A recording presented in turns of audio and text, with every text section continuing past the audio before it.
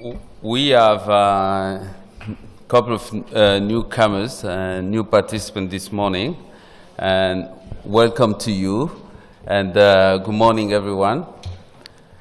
We're going to start our program with a plenary lecture like for the previous 2 days, but we have some useful information that I would like to develop. Oh, this is here. Let me see if it works. Okay, good. I remind you again for the presentation. I've already mentioned this the 2 previous days. And to avoid delaying the sessions, please go and give the presentation to the staff in the room to have them available ready on time. And for the 2 previous plenary lectures, we have made this advertisement on streaming, and it was amazing because I have been contacted by colleagues outside of France. Some of them were home. They were following the plenary lecture yesterday by Professor Sab Thomas. That was great. I'm going to do it again today. And there's a streaming address. And if you have missed the plenary lecture, you could go afterwards to this mail address and have access to the streaming. You have received a message accordingly. And the website is here. And for the today plenary lecture, while Bruce will going to address the audience, and anyone else outside of this audience could follow the plenary. I've been also here at the school. Some of my colleagues who couldn't join us were following online. It was great. So, the posters, and you have those who have posters displayed. We're going to have another poster session today with also oral flash and then poster display in the afternoon. We would like to ask you to remove the poster tonight, and if there is any concern or problem, if you cannot do it, please let us know. Otherwise, all the posters should be removed in the late afternoon, since you still know that we have awards commission working, and they need to go see the posters today.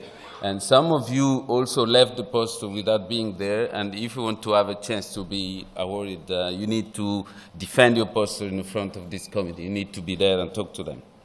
And the poster commission will meet at 5 p.m. this afternoon. And you have another meeting at noon, but I will join you at 5 to have a final decision on the list. And the awards will be given during the gala dinner tonight.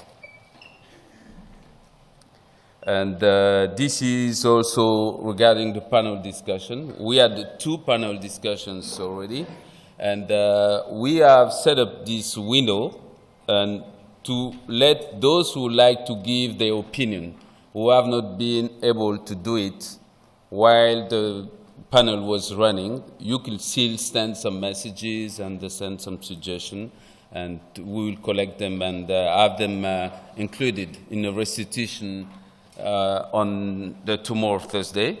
And for the panel discussion this afternoon also, this will be available. And these informations are online on the conference website. You could see how to get into the forum and provide some ideas or contradictory assessment on what we've done so far. The visit at the Rhapsody Lab here, and the Rhapsody Research Center works mainly on powder technology, waste and biomass, and solar energy. We do have quite tremendous lab and pilot scale facilities, and also characterization equipment. As I said yesterday, if you are interested in joining the visit, please let the registration desk know. They will collect the names and see how we could organize. And this is to be done today because the visit is scheduled for tomorrow afternoon, and we will finalize the registration today at 1 p.m. Again, the tour, and we have now finalized the list, And the time for the bus, the shuttle bus, will be displayed at the registration desk also today, to let you know when the buses will be leaving the campus here to go to Novergy waste-to-energy plant, to go to the tree-field plant, or for those going straight to the airport. Those buses will be also available. And all the details on the time schedule will be displayed at the reception desk. If you have any doubt, just go to the registration desk and check what will be the schedule. And today's schedule on the bus as well. The gala dinner is going to be in Cap Découverte, somewhere you will find out tonight. The sessions will end today at 5:35, and the shuttle buses will come to pick you up 10 minutes later, which will be 5:45, bring you back to the hotel, and come to pick you, let's say, around 45 minutes later, which means that the bus will leave the campus here, leave you on the places where they've done these 2 days, and another bus will go from the campus here at 6:30 to collect people in the hotels and bring them to the gala dinner place. You have then 2 choices. You can go take the 5:45 bus to go back to the hotel, and then we go pick you up later on. Or if you don't want to go back to your hotel, you can stay here and take the 6:30 bus to go straight. These are the 2 options, but there are enough places in the bus, and you can select one of those. And then the returning time is less important, but we'll have time to communicate. Just make sure that you don't miss the right bus, and if there's a doubt in your mind, just ask the staff over here or the reception desk. They will be happy to help you. And for the sessions, we have for session E7, held in Amphitheatre 2 at 1:55. I just want to announce that one of the paper, 317, is missing, and this is more for the chairs, and this is canceled. But most importantly, because of the availability, we have seen that some of the sessions are very successful. Some of the topics seems to be very successful. This is something we have not anticipated while making the session, which means that tomorrow, for example, yesterday, for example, we had to manage to bring some new chairs in the rooms, and to avoid such situation, we have modify the distribution just by changing the room, which means that for this afternoon, and the session G2 is going to held in OA45, right here, and the session D7 is going to move to Amphitheatre 1. But of course, this is, I've given too much information. This will be displayed on the conference room in case you didn't catch my message. And we're just moving those places in a different to let people get in the room. I guess I'm done with this. Nicolas, if tu peux afficher. We're going to move to the plenary lecture, and I'm very glad to welcome Professor Bruce there. Bruce is from Michigan State University in the U.S., and his tremendous track records will not allow me to spend too much time. Otherwise, I'm going to take almost half of his time to make a presentation on him. The only thing I could tell you, he has been identified as one of the 100 top academics all over the world in the field of bioenergy. He has completed a lot of achievement for academia and also in the government in the US, with a lot of collaboration with DEO, Department of Energy. And I'm so glad he could accept to join us because this is his first time in France. He has been maybe at Charles de Gaulle Airport on the way somewhere, but never settled in the country. That's why I'm so glad that your first stay in this country is in our place. And that's why we're going to listen to you, and we'd be happy to share your tremendous knowledge. Please come. Thank you.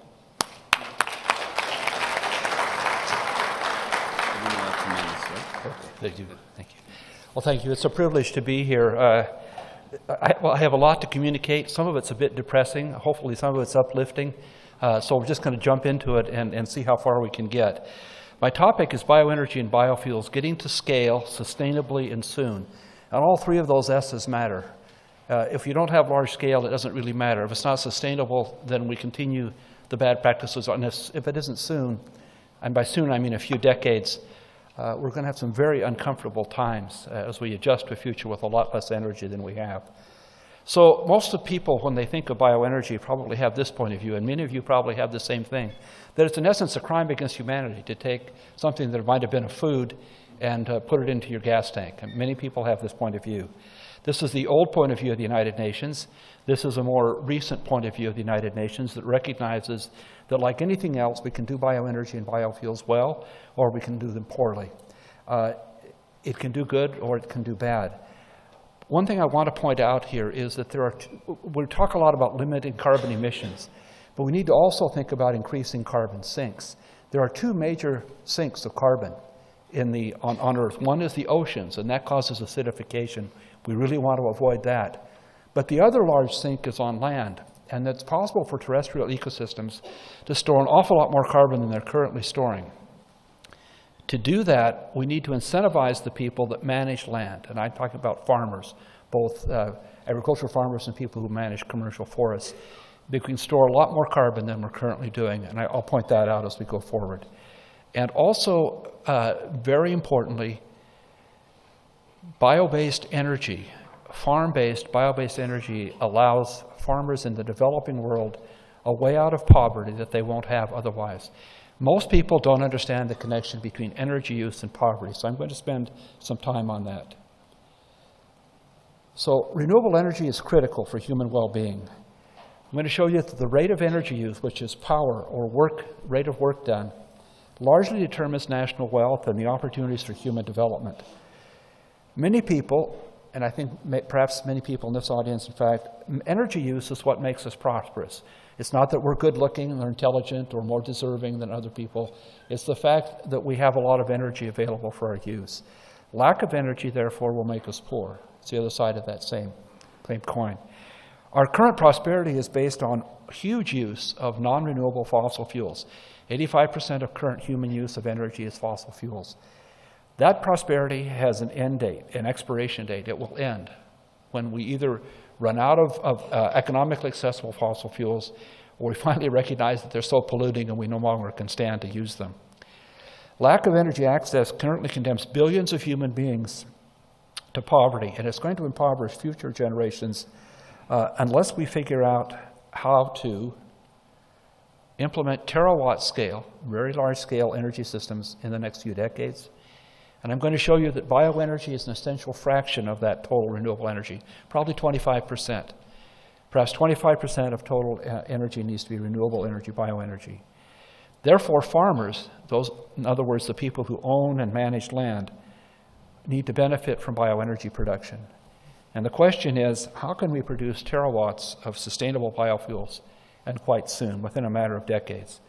So let's just acknowledge up front that it's possible to manage biofuels poorly, in which case it would not be sustainable. So I'm talking about this aspect. Am I showing?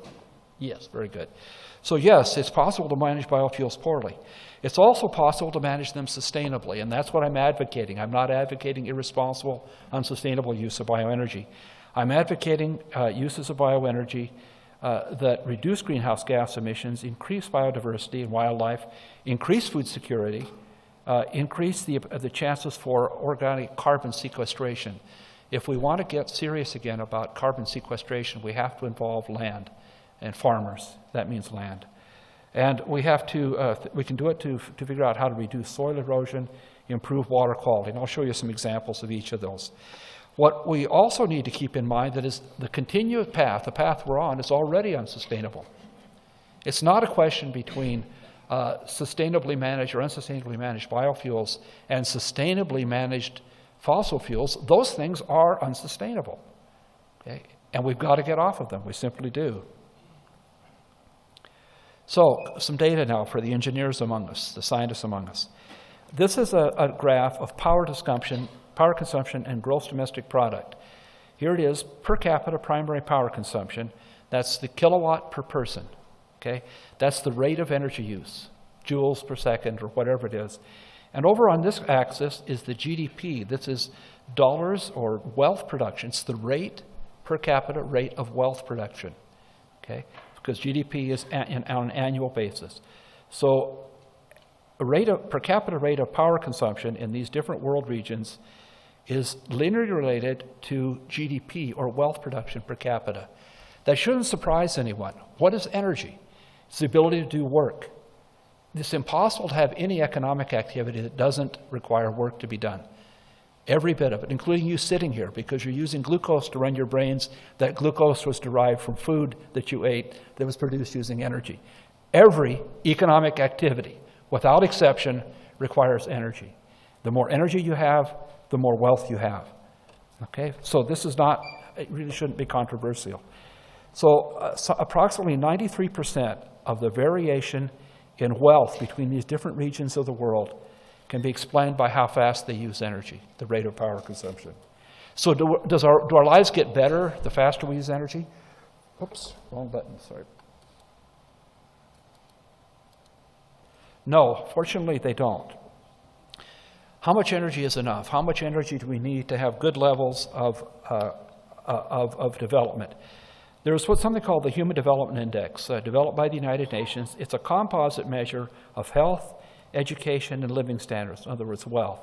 Health meaning life expectancy at birth, education, mean years of schooling and expected years of schooling, and then also weighted with the gross domestic product.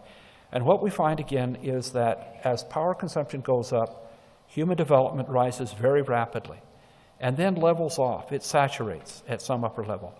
How much energy do you need? How much power do you need to saturate roughly? Well, something about 5 kilowatts per person. Okay. If everybody on the planet consumed 5 kilowatts per person, that's 7 billion people times 5 gives you 35 terawatt of power. Okay. If everybody on the planet were to enjoy, say, the living standards here of roughly of Germany. How much total energy is used worldwide? Answer, roughly 17 terawatt.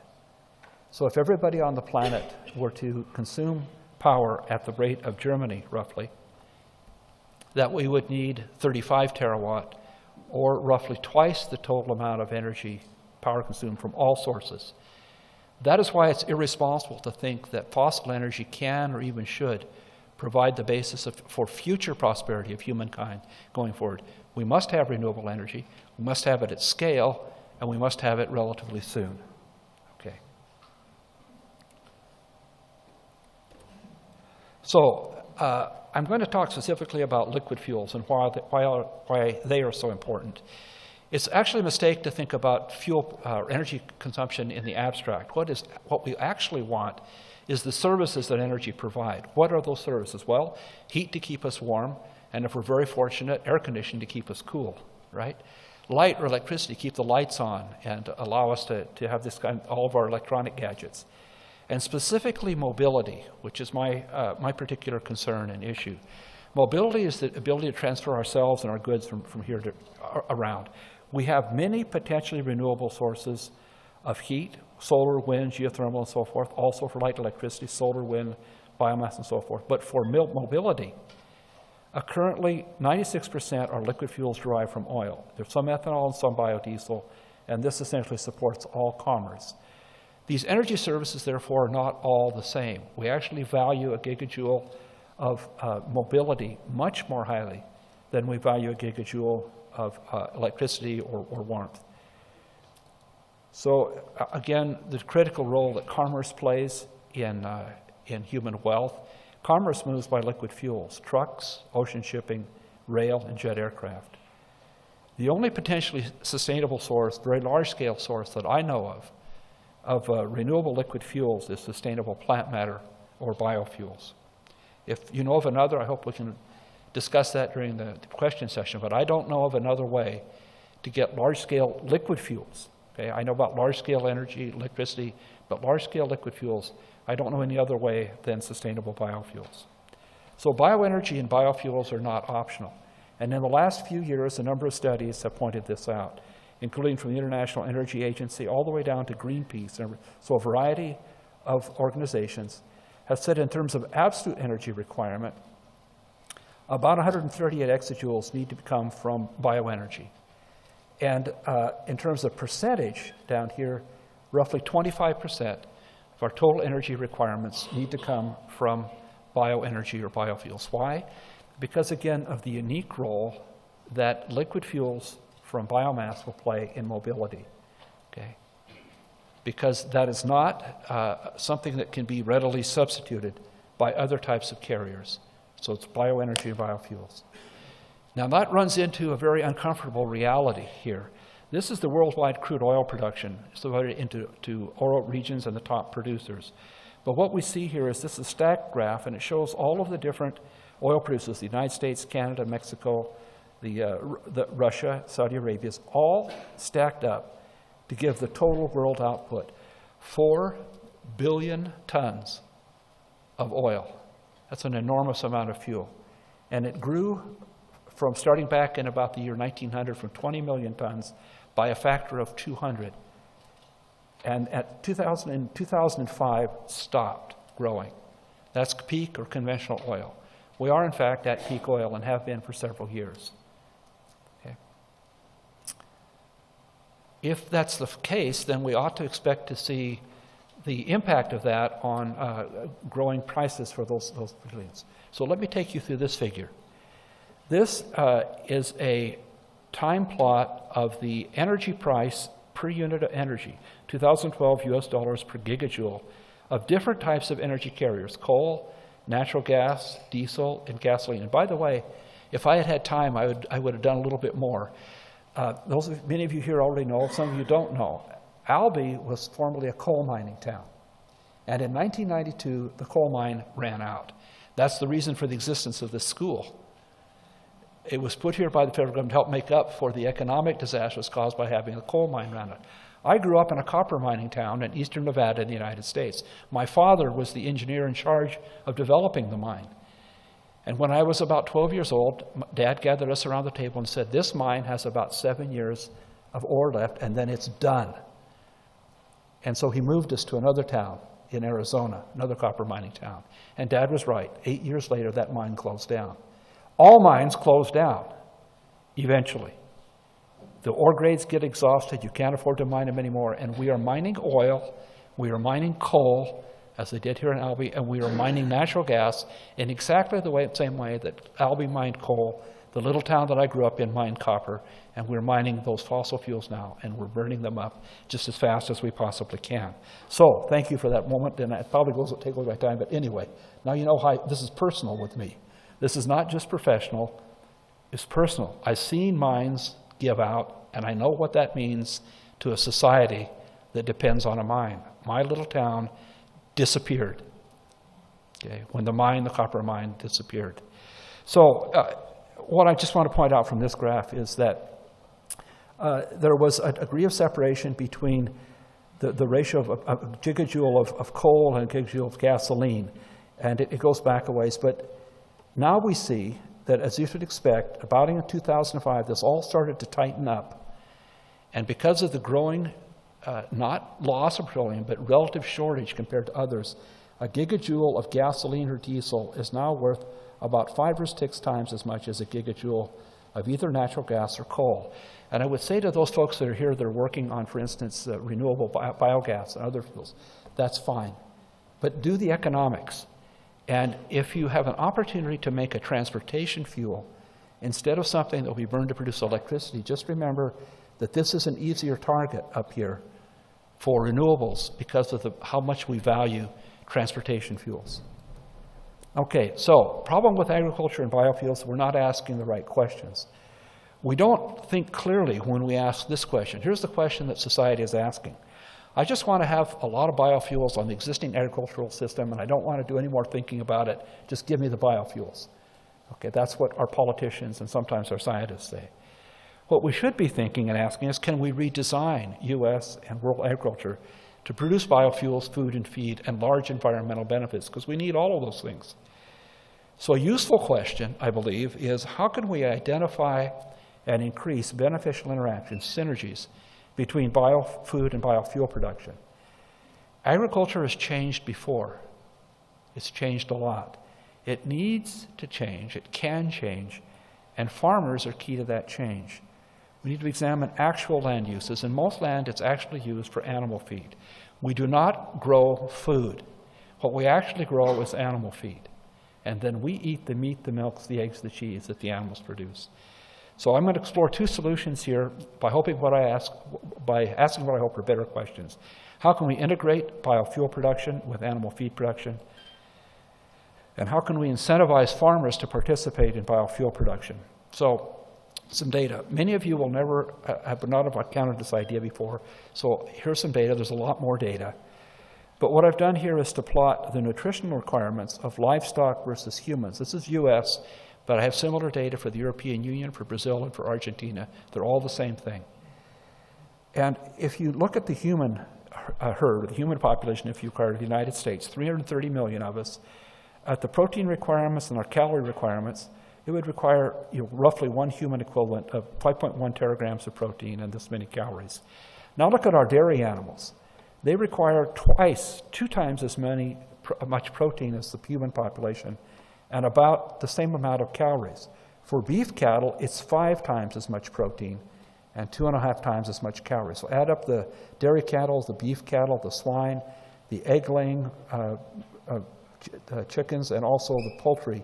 And what you get is that U.S. livestock, our herds of animals, consume almost 12 times as much protein as the human beings require and 5 times as many calories. That's where agriculture goes to. It goes to produce animal feed. And that is an important leverage point for integrating biofuel production with food, or feed, if you will, is to actually figure out how to integrate food and feed production. So now a couple of personal notes. I've worked in biofuels for a very stubbornly long time. My laboratory works here in what's called the AFEX, or amino fiber expansion process. But just look here at biofuels for a minute. Our friends in Brazil can take sugarcane, squeeze out the juice, ferment it very quick. In the United States, we use a lot of corn, and we convert the starch to sugar and then ferment that. But here, the cellulosic materials, the sugars are tied up in a way that's very difficult to access. And so you have to pre-treat the biomass. We use ammonia to do that, concentrated ammonia. But this opens up potentially a much larger reservoir of sugars to meet biofuel need and also to meet feed need. And we're working to make sugars at about 6 cents a pound. So there's the AFEX process. Consists of two large vertical reactors.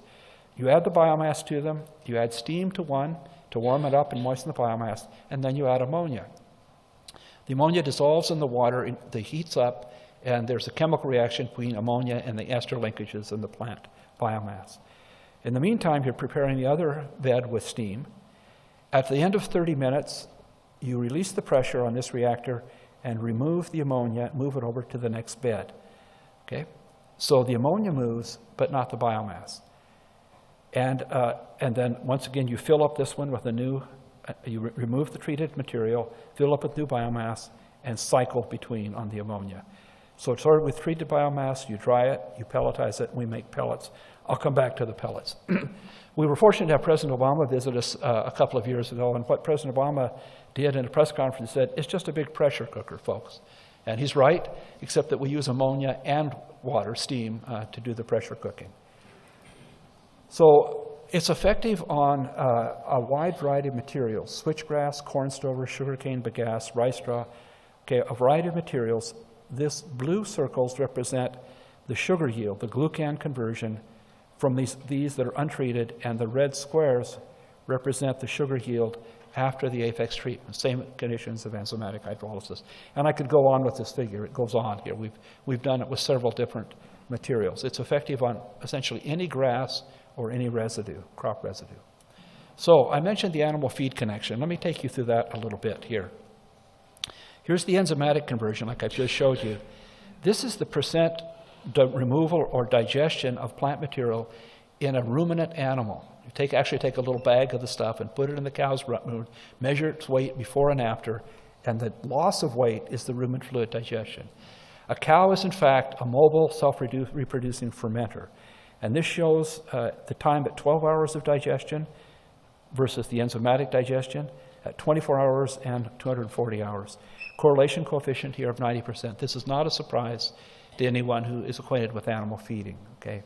Using these data, we were able to predict what the value of this material would be in terms of total digestible nutrients and crude protein.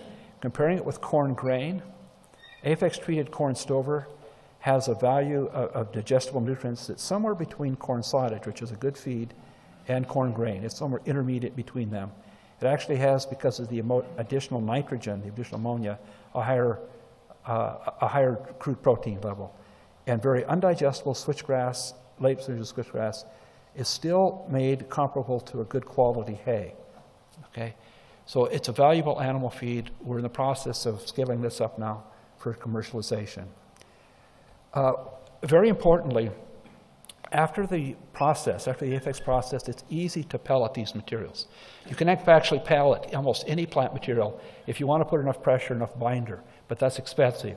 But we have the natural binder already built in to the material, and it's the hemicellulose and cellulose that were brought to the surface as a function of the treatment. Seem to have lost it. There we go. So we can make pellets easily and cheaply from these materials. Why pellets? Well, pellets allows you to store and transport the biomass much more easily. And in fact, now we can take a wide variety of plant materials, Apex treat them, create pellets, and now there are two markets available to us, at least two markets, the animal feed market and the biorefinery market as that begins to develop. So we can have a market that will create the demand for these materials to get the industry started so that we can start having large-scale biofuels also. And we see farmers who manage the landscape providing these residues to what we call a depot, where they're Apex treated and pelleted. Then the pellets can go either to a biorefinery when those start to become developed, or to ruminants for an emissional date, and probably their own cattle, okay, their own cattle that they'd be feeding. Well, I have a timer here, but it's turned itself off. Okay, all right, faster, Bruce. This just shows the amount of pellets that would be required. So here is about 4 billion tons of grain that we currently move around the world. If we want to reduce greenhouse gases by 50%, we need a volume of pellets of roughly 25 billion cubic meters. That's a lot of stuff to handle, okay? But it's certainly more doable than bales of biomass at 100 billion cubic meters. We've got a long way to go and need to get started. I'm going to take you rapidly now through 3 biofuel bioenergy systems that I think have at least the potential for growing rapidly and have some scale. First, the Brazilian sugarcane to ethanol system. Second, the Italian biogas to electricity consortium. And finally, the emerging cellulosic biofuel system in the United States. So from sugarcane, this is the yield from 1 megagram of cane, 90 liters of ethanol, and then bagasse at 50 moisture percent, and trash, which are the leaves and tops. All approximately the same energy content and a very large, currently, total energy production from these materials. Okay? Brazil needs to and wants to expand its ethanol production. They're seeking models to do that. Here is one option. Practice in the past has been to burn the fields prior to cane harvest. That makes it easier for human harvest, for hand harvest. But that's a waste. 1/3 of the biomass goes up. This is the waste conference, right? 1/3 of the biomass here goes up in flame prior to harvesting. Now in Sao Paulo State, 95% of the area is mechanically green harvested. Why? Well, the environmental restriction, burning was outlawed.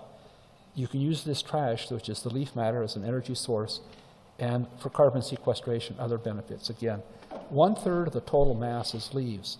So now you've increased by 50% the total amount of material available to you for biofuel production. And that's what they're working on. The scale here of the resource is just enormous. I visited the São Martinho mill in Sao Paulo State. There are approximately 1 million tons of bagasse in this pile. This is a very large front-end loader. There are 5 of them working continuously to spread out this material. Why are they storing it?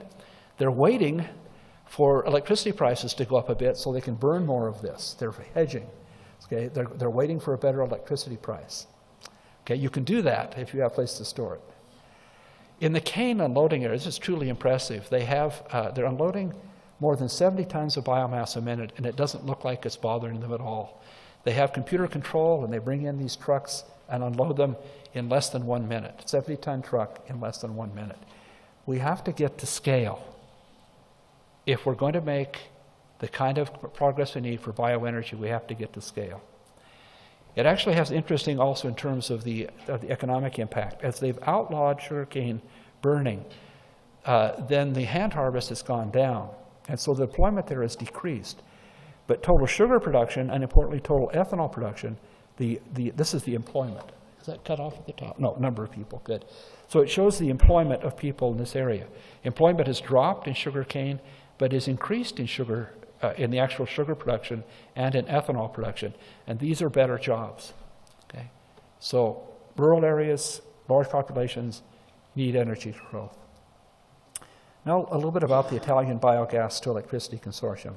This is a 1 gigawatt industry at the moment. It's growing quite rapidly. It's based on individual farms, and they're developing what they call the biogas done right model. I have to take a little pat on the back for myself here.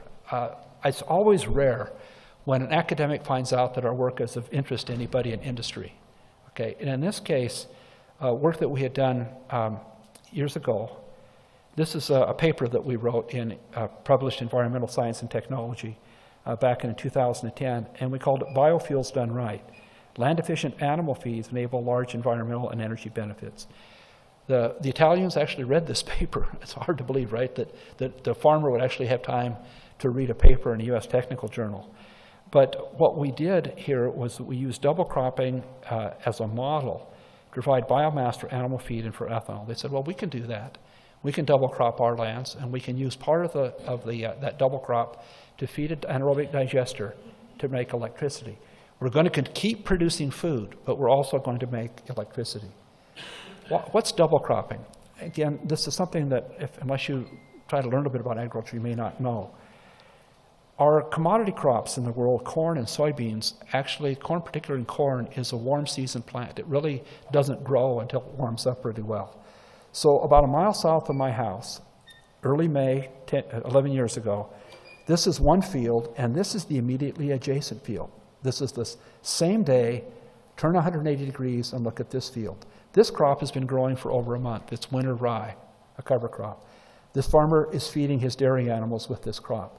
This farmer is not. He doesn't have any market for it. He doesn't have any dairy animals. So what we see here is waste. Waste of photosynthetic potential and also waste of nutrients, which I'll show you here in a moment. Here are the effects of these biogas energy crops. And here's what happens. This is the curve showing photosynthesis on an annual cropping basis. But here is the part of the season when things could be growing but aren't, early in the spring and then in the fall, because the plants that are on the landscape are not active. This is also an opportunity for nitrogen and phosphorus leaching because there's no plant on the landscape, therefore rain will wash existing nutrients down to groundwater and cause pollution. Now plant a cover crop, a double crop. And what you find is, I keep losing that. Okay, well, anyway. So this is what the Italians had before biogas done right. Their farms would produce plants for the market, and for animals, the manure would be taken back out and spread on the fields. Lots of carbon and nitrogen losses to the atmosphere because, again, the land wasn't covered a good part of the year.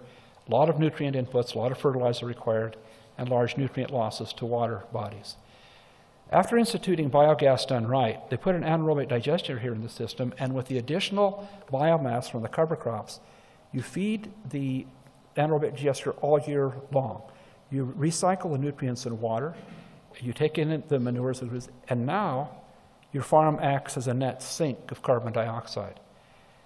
Nutrient inputs are reduced because you're recycling them, and there's small nutrient losses to water bodies, a much more preferable environmental situation. Here's what a rotation looks like now. These are farmers right now mostly in the Po River Valley of northern Italy. But here's the current, just can't keep that cursor active. Oh, there we go, okay. So in current agricultural use is to have bare soil early in the year, November through March. Then plant your corn grain crop. Then bare soil again in the fall, November through March. And you would plant the soybean or other crop in the spring. So this is the bare soil, a waste of resource, a waste of fertilizer, a waste of photosynthetic energy.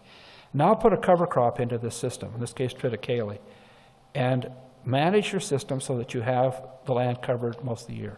You have a month of bare in October, then the cover crop is grown up enough so that it goes through the year, and you have your cash crop again. So you're growing the cash crop for food, as usual, and you're growing the cover crop to keep the land covered all the time, and you're feeding that cover crop to the digester to make the energy that you want.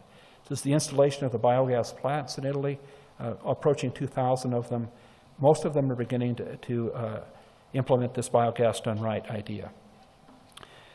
My colleague, my friend, Mr. Stefano Bossetti, who's a farmer in northern Italy, did the analysis. He's an agricultural engineer, so he loves numbers, right? He's guilty of numberology, right? So what he did was to do before or after, and this is the new land use plan, and he added up the contribution, the amount of hectares required, the amount of area required to meet all these needs for the market, okay, the food, in other words, for the food market, the dairy market, and also then for his digesters. And what he found was that net, overall, he needs 10 more acres, 10 more hectares out of his 310 hectare farm to feed the digesters. Okay? Very little net use of new land to keep those digesters going. They're learning how to till the digestate in at the right time so that the nitrogen's not loose. So in this case, late winter fertilization when the plants are beginning to grow and they're willing to take up the nitrogen. They're also learning how to use purified biogas, biomethane, to power tractors. Again, very important use for mobility and power. This is the effect of applying these digester solids on soil carbon levels. You see that gradually climbing carbon levels. In other words, carbon sequestration. And I just want to point out, biological carbon sequestration is actually the only carbon sequestration that I can think of that has a chance of being economical. When I ask my friends who are interested in chemical or sequestration, ask them what it costs, and they said, well, we're working on that, which means it's damn expensive, okay? And I don't see, because you have to compress it and pump it down, there's just a limit to how cheap you can make that. So biological carbon sequestration. Finally, here are the guiding principles of this biogas done right approach. You grow the regular crop for the food or feed market. There's no food versus fuel conflict because you're still growing food for the market. You grow a double crop to feed the anaerobic digester, plus what manure you have and other locally available waste. Burn the biogas on site to generate electricity for the grid. You try to use the waste heat. Fertilize your fields with the digestate liquid and reduce purchased fertilizers. Till in the residual digestate solids.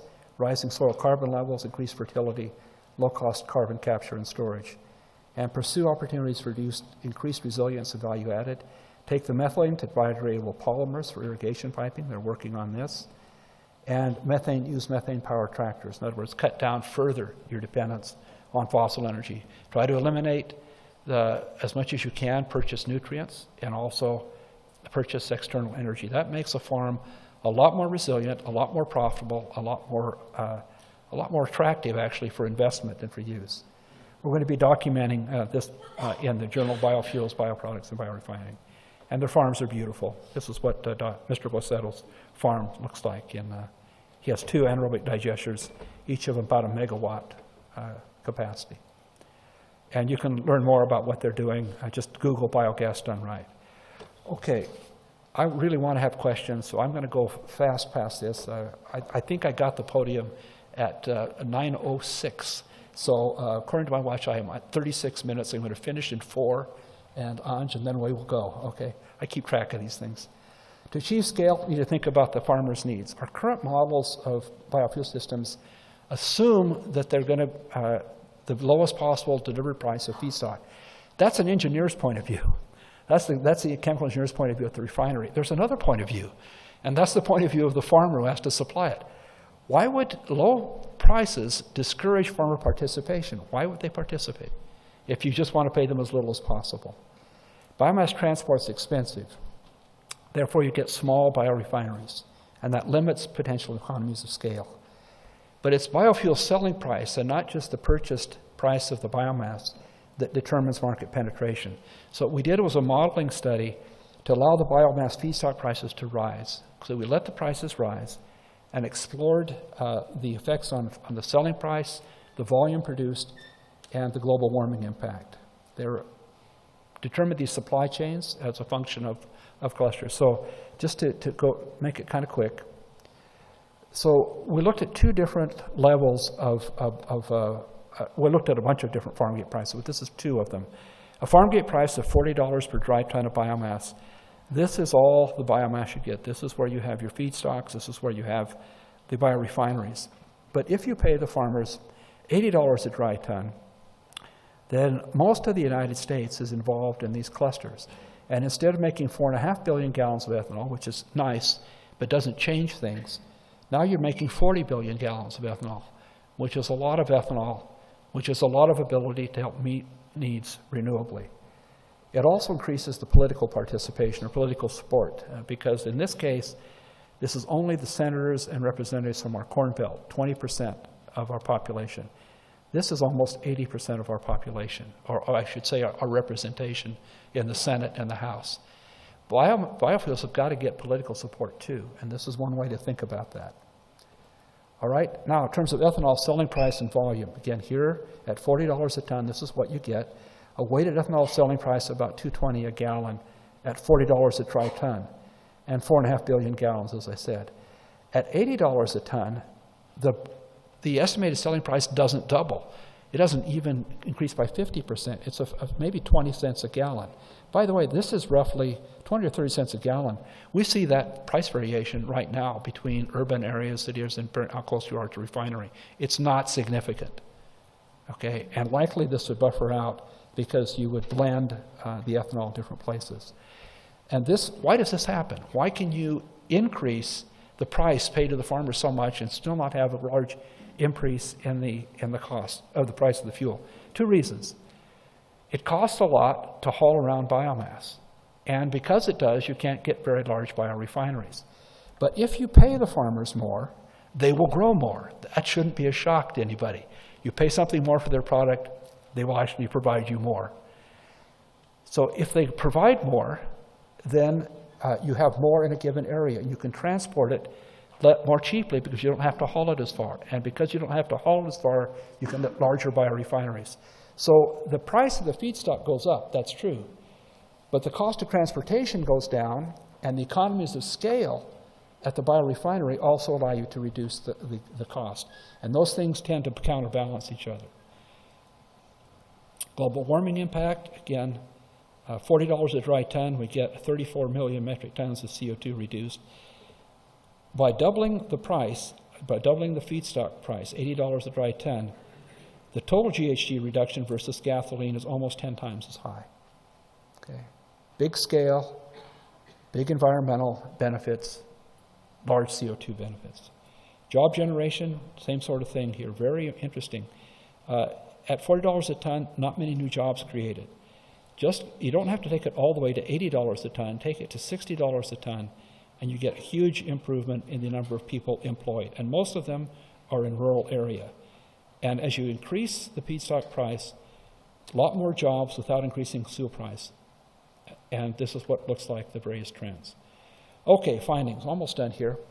These fuel systems are very local or regional in their characteristics. And so you have to think about biomass, not necessarily from a countrywide point of view, but almost from a county or a statewide point of view.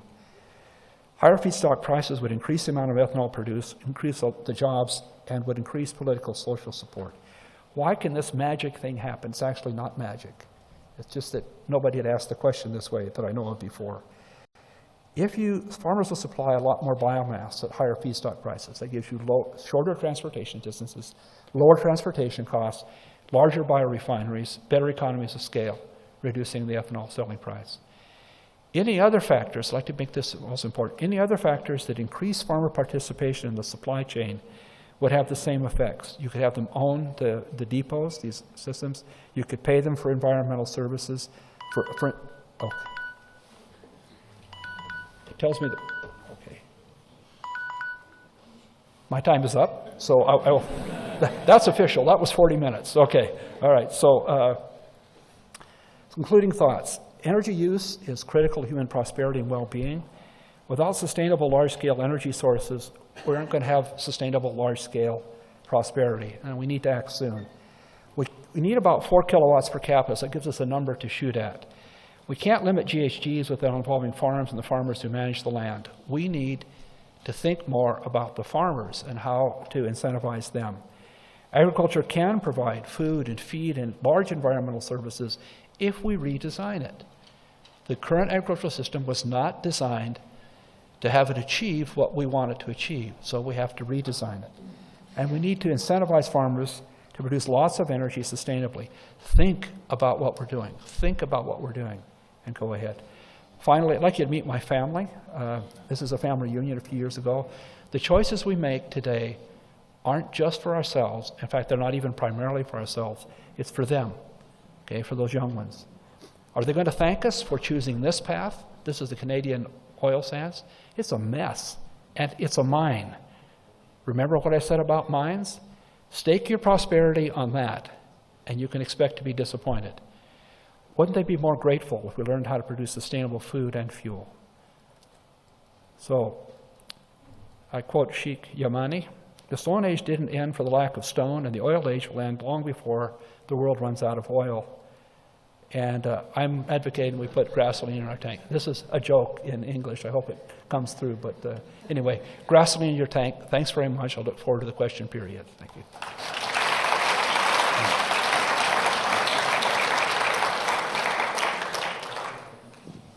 Thank you, Bruce, for your tremendous presentation. It's everything we are talking about is developing needs that could benefit from people. And where we fail usually is we don't take much care of economy. That's why reminding those data is very important for scientists, because it has to deal with economy anyway at the end.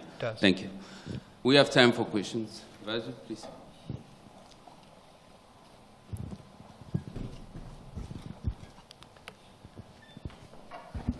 Thank you. That is a great talk. I'm going to play devil's advocate here, and then when you talk about at least one advocate for the devil. So all right.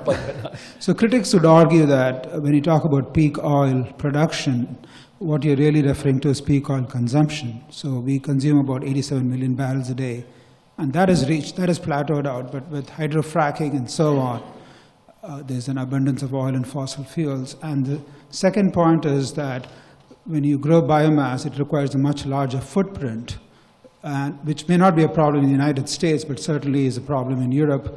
And what about water consumption? Okay, so a lot of questions all at once. Let me start with the devil's advocate here. So first of all, Europe may be not the best place to employ this, although there's an awful lot of areas, and I talked where current land is not being double cropped and should be double cropped to avoid nutrient discharge into water bodies. One of the students in the class said in northern France or northwestern France, they have this problem also. Water use, I'm not talking about any irrigation. This is all rain-fed agriculture. And plants are a part of the hydrologic cycle. We need plants to recover water and to recycle it. So that's not anti-environmental at all. In terms of consumption, I wasn't sure oil consumption. I wasn't sure exactly what the question was. Could you tell me again what you meant?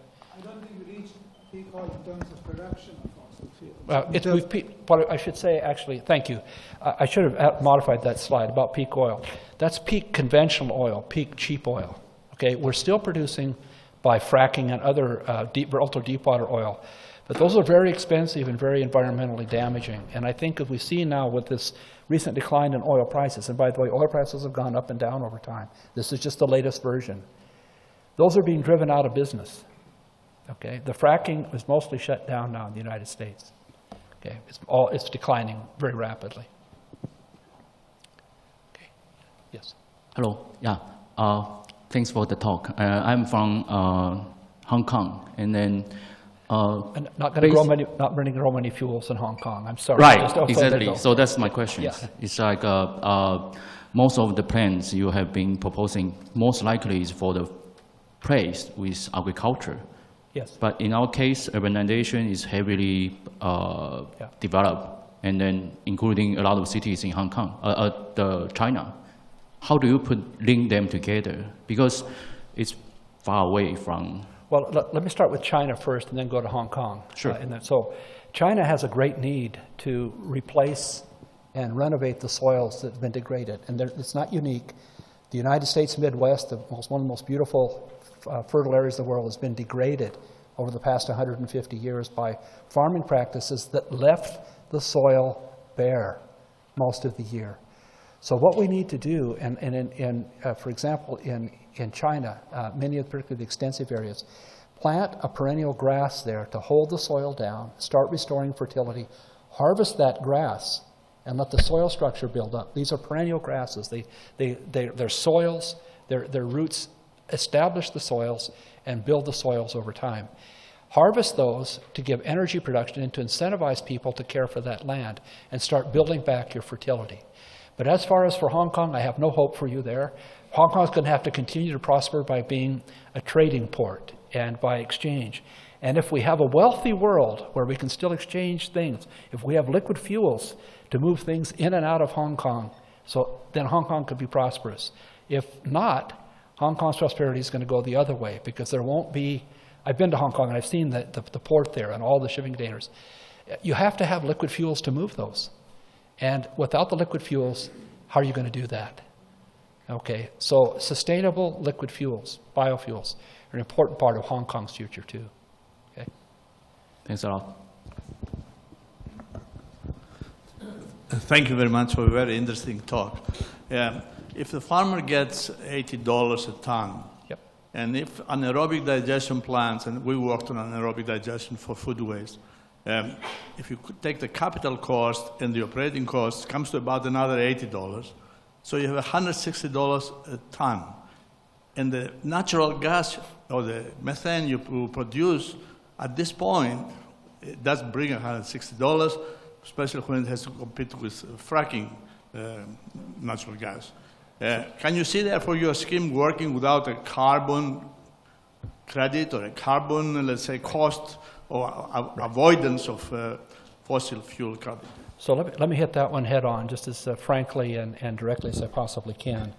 We've had a policy throughout the developed world and much of the less developed world of keeping food cheap because that keeps the masses satisfied, right? And just recently, we've also started to try to get energy cheap, okay, both food and energy. We can't capture solar energy, renewable energy, without lots of plant matter. So what I'm advocating is that we think about our energy policy and we think about our food policy and we align them so that the agriculture sector is reinvigorated and better. So as to your specific case, this Italian market was established by a feed-in tariff from the Italian government. That's right. It's a renewable electricity credit that allowed this system to develop. But what they have as a result now is they have a lot less, the farm sector is more stable because the farmers don't go out of business as easily. They get the environmental service that they want of nitrogen and phosphorus removal, and they have renewable electricity. And by the way, in the future, there is no way that energy is going to be as cheap or as wastefully used as we've done it. That can't happen. We've taken a one-time endowment of photosynthetic energy and burned it up in a couple of hundred years. Every year, we burn the equivalent of 1 million years of photosynthesis in our fossil fuels. That's roughly 1 million years of that can't continue.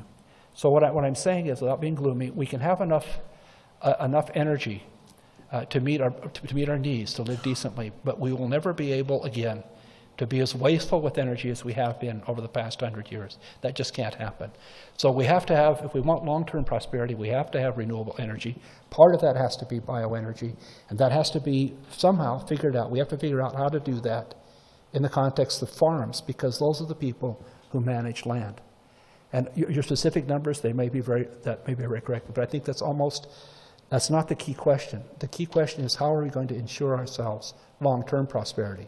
Yes, I can burn cheap natural gas right now. Yes, I can burn cheap coal right now. And what happens in a decade or two? You look old enough to be a grandfather like me, so let's think about them. I think I see some white hair. Is that correct? Okay, all right. Bruce, here in the center. Thank you for the presentation. It was excellent. The question that I have is, you identified 10 additional hectares to have this start. 1. 2 is to my colleague's question about the economics of this. Right. It seems to get the whole process started, there has to be either the infrastructure or somehow paying for more for that feedstock to the farmers. Correct. So either pay more first, get that going, the feedstock, and then the infrastructure comes, or build the infrastructure, and then you could start paying. Yes. So my 2 questions are, one is, have you looked at the scale of that additional 10 hectares and what that means in terms of additional land and how that compares to what's available? And the second one is, with governments today where they are awash in debt, I do not see how more debt on either side could help this problem. So the second was actually a lot more difficult, so I'm going to try to skate around it. But the first one is 10 hectare on 300 hectare farm. The fertility of the soil is actually growing over time. So you incorporate the carbon back, you get more fertile soils. And so in essence, that 10 hectare difference is going to be made up by somebody else who's less efficient being absorbed into Mr. Bocetto's farm or the growing fertility of his own farm. Okay. Now, let me hit the debt issue. That's absolutely right. The debt is crushing. And so I'll tell you what I would do with the debt right now, okay? It's time to repudiate all debt. Okay, we can talk about that later. So I have an investment portfolio too, and that would really chop it. But I don't see how, I think places and some governments need to go bankrupt and reorganize themselves, and lots of industries. But yeah, the debt issue is a problem. I actually don't think, and this, I know I'm here in Europe, and I know that the culture here is more intervention by the state and not less. And let me just suggest to you that we've had a lot of state intervention because we've had a lot of energy, a lot of wealth to be able to do that. Governments have been able to promise more things in the future because the wealth has been growing. And now we see over the last 10 years, coinciding with the oil peak, that wealth is not growing. You know, you take on debt because you assume that your growing economy in the future will be able to pay back that debt. What if the economy doesn't grow enough to pay back the debt? I think that's the situation that we're in. And I think we're going to have to rethink debt, have to rethink money, but that's another, how we create money. All money is created by debt, by the way. So that's how it happens. I was trying to make a point. I'll finish with this point. Regional, we've been used to doing things on a national scale. Maybe we ought to think more locally and regionally, because that's where our plant materials, that's where our ecosystems are. And I don't see, I would be happy to take some additional money out and help a local farmer get an anaerobic digestion system. And I bet I could find 100 people like myself that would be willing to put in $10,000 or more to help a local farmer get an anaerobic digestion system started, so that that person could provide me with gas to keep warm and some electricity in a longer-term sustainable future. And by the way, continue to make the food that I need. And I'm looking for more local investment opportunities. That's where I actually think about it. But our debt systems, sorry folks, is going to collapse. You can't pay it back. There's no way we can pay back the amount of debt we've accumulated. That's just, sorry. I do the numbers, and that's the conclusion I come to. So look for changes there. Okay. Phew, a very hardest question right at the last, right? So, yeah, okay. Again, please, thank you.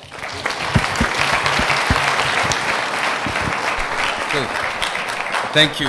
Since we are running beyond the schedule, Bruce is still here until tomorrow. You could catch him and keep discussing. Thank you. So, thanks. We're going to have oral flash parallel session running now, and following by the coffee break, and then 5 tracks parallel sessions again. Have a nice day and lovely life here, and enjoy the sessions. Thank you.